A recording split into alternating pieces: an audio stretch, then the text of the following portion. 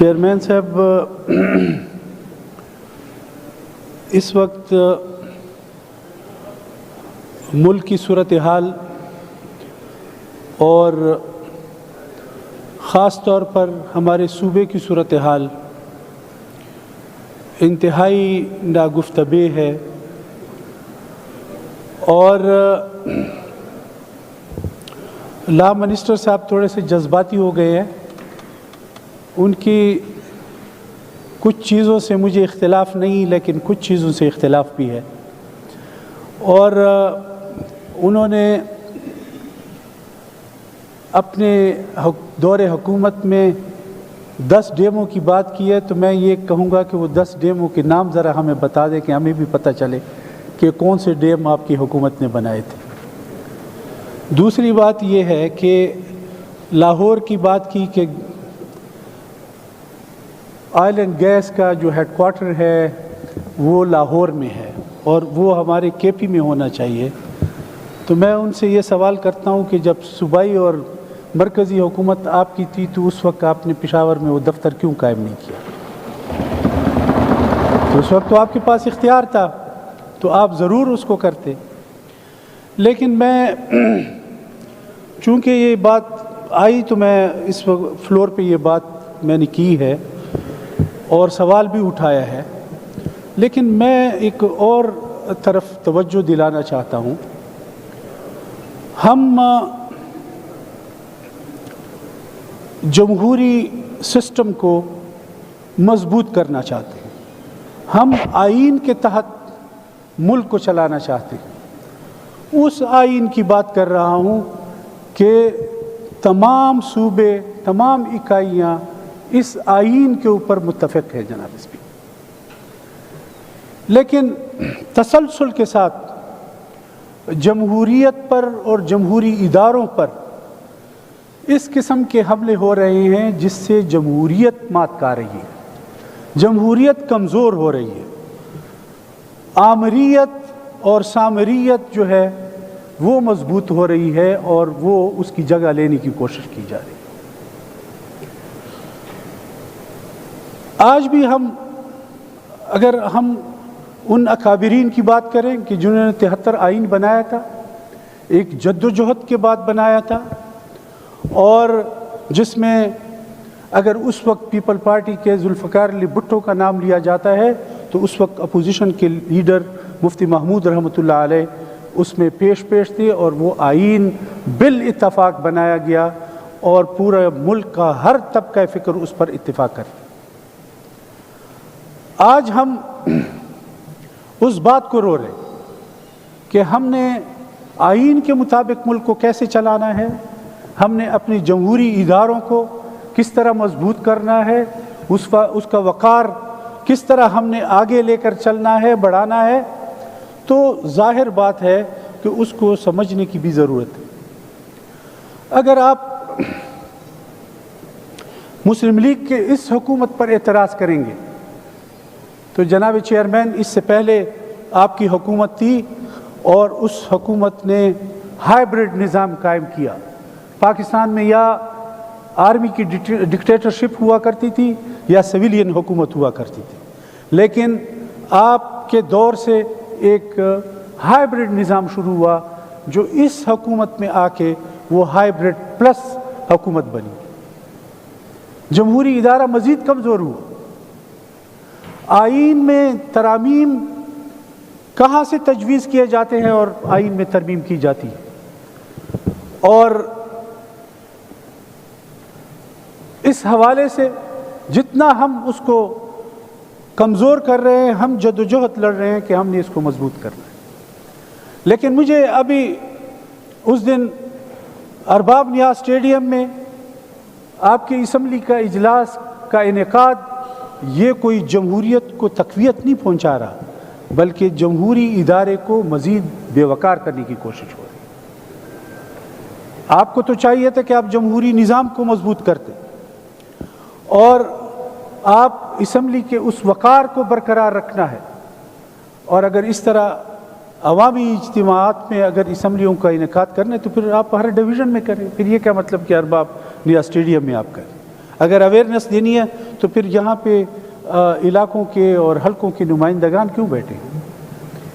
تو یہ دیکھنے کی ضرورت ہوتی ہے. اس طرح کے فیصلے کوئی ٹھیک فیصلے نہیں ہیں. یا تو پھر آپ یہ کہیں کہ ہم حکومتی حوالے سے ناکام ہو چکے ہیں، ہماری گورننس ناکام ہو چکی ہے، ہم اس صوبے کو معاشی طور پر اپنے پیروں پہ کھڑا نہیں کر سکے، ہم نے گورننس کے حوالے سے انتہائی کمزور صورتحال پہ ہیں، ہم امن و امان کے حوالے سے کمزور صورتحال پہ ہیں، ہم امن و امان قائم نہیں کر سکے، جو ذمہ داری آپ کی. تو پھر اس طرح کے ایونٹ کر کے، اس طرح کے سٹنٹ کر کے آپ عوام کو بیوقوف بنانے کی کوشش کر رہے ہیں، نہ کہ آپ اس صوبے کی امن و امان کو بحال کرنے کی کوشش کر رہے ہیں، نہ جمہوری اداروں کو مضبوط کرنے کی کوشش کر رہے ہیں، نہ اس کی ساکھ کو بحال کرنے کی کوشش کر رہے ہیں، بلکہ الٹا اس سے سب کچھ خراب ہونے کی طرف جائے. جناب چیئرمین صاحب، میں اگر آج گورننس کی بات کر رہا ہوں تو ظاہر ہے میں اس صوبے میں رہتا ہوں، اس صوبے کی ساری صورتحال ہماری نظر میں ہے. معاشی طور پر کیا صورتحال ہے، آج ملک کی حالات کس لیول پر ہیں، ایران، اسرائیل، امریکہ اور اس جنگ میں ہمارا ملک بھی انتہائی نقصان اٹھا رہا ہے. ابھی کل ہی 1% سود بڑھا کر کاروباری طبقے کو جو نقصان پہنچا ہے، اگر تیل کی قیمت بڑی ہے تو ظاہر ہے پورے ملک میں مہنگائی بڑھی ہے، اور بڑی مشکل سے مہنگائی پر قابو پایا گیا تھا، مہنگائی کو کسی لیول پر لے کر لایا گیا تھا. ملک کو ایک مشکل صورتحال تھی اکانومی کے حوالے سے، وہ دوبارہ ایک پٹڑی پہ چڑھا، اور ہمیں یقین تھا کہ آگے چل کر انشاءاللہ ملک ایک آگے ترقی کرنے کی طرف جائے گا، جی ڈی پی آگے جائے گی. لیکن آج صورتحال پھر ایک جگہ پہ رکی ہے، اور خدشہ اس بات کا ہے کہ ہم آگے جو مزید مشکل صورتحال اور مہنگائی سامنے ہے اس سے ہم دوچار نہ ہوں. اور یہ ملک آلریڈی غریب لوگوں کا ہے، غریب لوگ اس کو برداشت نہیں کر سکتے. ہم یہ سوچتے ہیں کہ آپ کی حکومت اس حوالے سے اس مشکل ٹائم کو دیکھتے ہوئے اگر دیکھا جائے تو آپ کی حکومت اس میں کیا کر رہی ہے، اس نے ایسے کیا اقدامات کیے ہیں کہ جس سے صوبے کی مشکل صورتحال میں کمی پائی جا سکتی ہے یا کمی ہو سکتی ہے. تو وہ کون کرے گا؟ آپ کی حکومت کرے گی. اور جو انرجی کے حوالے سے بات کی ہے، میں کہتا ہوں کہ ہم نے ہمیشہ یہاں پہ کہا ہے کہ صوبے کے حقوق کے لیے لڑائی کریں گے تو ہم آپ کے ساتھ کھڑے ہوں گے، لیکن آپ آگے تو ہوں. کیا اس صوبے کے حقوق اپنے دور حکومت میں، جب مرکز میں آپ کی حکومت تھی، تو کیا آپ نے وہ حقوق حاصل کیے؟ آپ کو وہ رائلٹی ملی گیس کی صورت میں، آپ کے تیل کی صورت میں جو صوبے کا حق بنتا تھا، کیا وہ ملی؟ یا جن علاقوں کا مقامی طور پہ حق بنتا تھا، تو کیا آج وہ علاقے اتنے ڈیولپ ہو گئے ہیں کہ اگر اربوں روپے اس علاقے کو مل رہے ہیں تو پھر آج اس علاقے کی صورتحال کیا ہے؟ یہ تو آپ نے بتانا ہے. تعلیمی صورتحال کیا ہے؟ آپ کے گورننس کے حوالے سے بات کر رہا ہوں، وہ آپ نے بتانا ہے کہ ہم نے صوبے کو کس لیول پر لے گئے ہیں، کون سی تعلیم ہم نے اپنے بچوں کو دی ہے، کتنے بچے ہم نے تعلیمی اس میں لے کر آئے ہیں، دائرے میں لے کر آئے ہیں، اور کتنے بچے جو ہے وہ تعلیم سے ماورا ہیں، اس پہ آپ نے کیا کام کیا. ہیلتھ کے حوالے سے صحت کارڈ کے علاوہ آپ وہ بات بتائیں کہ جس سے صحت کے مراکز اتنے لیول پہ گئے ہوں. میں تو ایک ڈی خان کا بہت پرانا ڈویژن ہے، آج تک اس میں کیتھ لیب ہی نہیں بن سکا کہ اس سے ٹیسٹ ہوتے، اس سے کوئی علاج ہو سکتا. اس کے لیے پنجاب میں جانا پڑتا ہے، اور پنجاب سے ہی لوگ علاج لے کر اور پھر یہاں آ کر ان کو دوائی پنجاب سے بھیجی جاتی ہے. تو کم از کم آپ اس پہ تو کام کریں، آپ اس پہ تو کام کریں کہ آج کی صورتحال کیا ہے، تو حکومت نے اس کے لیے کیا تیاری کی ہے. اور وہ حکومت اس انرجی کرائسس میں، انرجی کی قیمتوں کے بڑھاؤ میں، یا حکومت مرکزی حکومت نے اپنے جتنی بڑھانی تھی اس سے کہیں زیادہ بڑھائی ہے، اس پہ ہم بھی احتجاج کرتے ہیں. ہم آپ کے ساتھ، ہم نے پورے ملک میں احتجاجی اعلان کیا، لیکن جب وہ مہمان آ رہے تھے اور ہمارے پاس آئے، آپ نے جلسہ کینسل کیا پنڈی کا، اور ہم نے جو ہے وہ احتجاج کینسل کیا صرف اس بات کے لیے کہ شاید حالات بہتر ہو جائیں اور یہ قوم مشکل اور تکلیف سے نکلے. تو جناب چیئرمین، میں یہ سمجھتا ہوں ہمیشہ ہم نے اس فلور پہ وہ بات کی ہے، سنجیدگی سے بات کی، اور دلائل سے بات کرنے کی کوشش کی ہے، اور ہم نے یہ ہماری ذمہ داری بنتی ہے کہ ہم حکومت کا، اپوزیشن کی یہ ذمہ داری ہے کہ حکومت کا قبلہ کس طرح درست ہونا چاہیے اور کہاں پہ وہ غلطی کر رہے ہیں اور جس غلطی کو ان کو سدھارنا چاہیے. یہ ہماری ہمیشہ ایک کوشش رہی ہے، اور دلائل سے اور ہم نے حقائق سامنے رکھ کر، مخالفت برائے مخالفت کر کے نہیں، بلکہ حقائق کو سامنے رکھ کے ہم نے آپ کے سامنے یہ باتیں رکھی. تو میں یہ سمجھتا ہوں کہ آپ اس حوالے سے ضرور سوچیں. اب امن و امان کی بات ہے. اب امن و امان کے حوالے سے اتنا بڑا ایونٹ آپ نے اس اسمبلی کے فلور پہ کیا، ہم نے آپ کا ساتھ دیا، تمام مکاتب فکر نے آپ کا ساتھ دیا، لیکن آج تک ہمیں یہ نہیں پتہ چل سکا کہ آپ کا لائحہ عمل کیا ہے اور آپ نے کیا اقدامات کیے، آپ کی پالیسی کیا ہے، اور ہم آپ کے اس پالیسی پہ ہم آپ کو کوئی مشاورت دیتے کہ آپ کو یہ کرنا چاہیے، یہ کرنا چاہیے.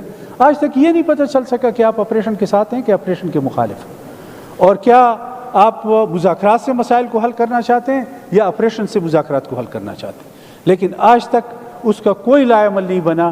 اور آج میں سن رہا ہوں کہ فاٹا جو ایکس فاٹا ہے، ان کے ایم پی ایس کو چیف منسٹر نے بلایا ہوا ہے امن و امان کے حوالے سے.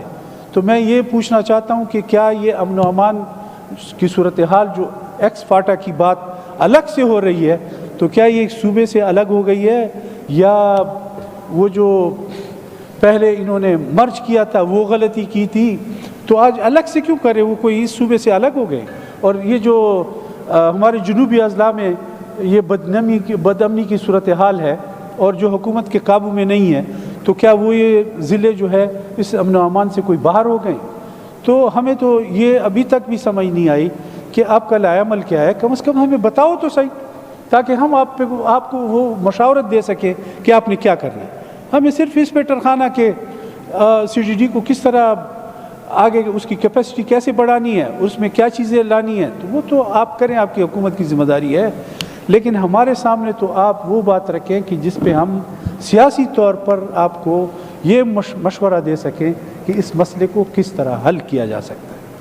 اور حل ہے اس مسائل کا، ہم نے حل کرنا ہے، یہ ہماری ذمہ داری ہے، تمام اسمبلی کی ذمہ داری. یہ نہیں کہ آپ کی صرف حکومت کی ذمہ داری ہے، آئینی طور پر حکومت کی ذمہ داری ہے، لیکن وہ اور پوری اسمبلی کی ذمہ داری ہے. ہم بھی اس میں آپ کے ساتھ اسی طرح کھڑے ہیں کہ امن و امان کو ہم کس طرح بحال کر سکیں تاکہ عام زندگی جو ہے وہ چل سکے. کیونکہ امن و امان نہ ہو تو معیشت نہیں چل سکتی، کسی بھی صورت میں نہیں چل سکتی. کاروباری طبقہ آپ کے صوبے کو چھوڑ چکا ہے، صرف پاکستان کو نہیں کہ پاکستان کو چھوڑ کے کوئی ملک سے باہر چلے گئے، اس صوبے کے تمام کاروباری لوگ یہاں اس صوبے کو چھوڑ چکے ہیں اس بدامنی کے حوالے سے. اور اس ناسور کو اگر ہم نے ختم نہ کیا تو پھر ہمارا صوبہ کہاں کھڑا ہوگا؟ آج کی جو صورتحال ہے وہ بھی اسی بدامنی کی وجہ سے اور اسی صورتحال کی وجہ سے آج جہاں ہم کھڑے. اور آپ دیکھ لیں کہ اس پشاور میں جتنے بھی آپ کے انگریزی اخبارات تھے وہ تقریباً نہ ہونے کے برابر، کیونکہ وہ طبقہ جو اس کو پڑھ سکتا تھا، تعلیمی لوگ تھے، کاروباری لوگ تھے جو یہاں رہتے تھے، وہ لوگ یہاں آپ کا یہ صوبہ چھوڑ کے چلے گئے. تو آپ کم از کم اس حوالے سے اپنا تجزیہ تو کریں. 12 سال سے آپ کی حکومت ہے اور اس حوالے سے کوئی سنجیدہ رول پلے نہیں ہوا کہ جس سے ہم یہ سمجھیں کہ امن و امان کی صورت بحال ہو سکتی ہے اور ٹھیک ہو سکتی ہے. تو میں یہ سمجھتا ہوں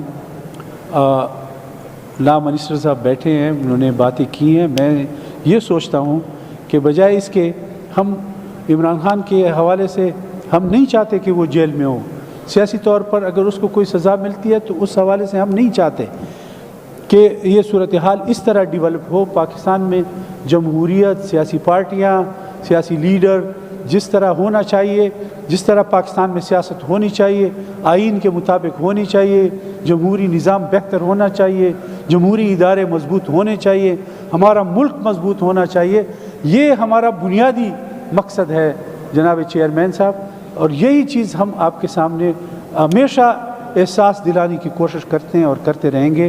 میں انہی الفاظ پہ اجازت چاہوں گا. ایک بات آخر میں ایڈ کروں گا اور وہ یہ کہ اس حکومت سے ہمیں یہ بھی گلہ ہے کہ 2 سال ہو گئے ہمارے اپوزیشن کے تمام حلقے انہوں نے بالکل سائڈ پہ رکھے ہوئے ہیں کہ شاید یہ کے پی کا حصہ ہی نہیں ہے اور اس کو ہم نے فنڈ ہی نہیں دینا.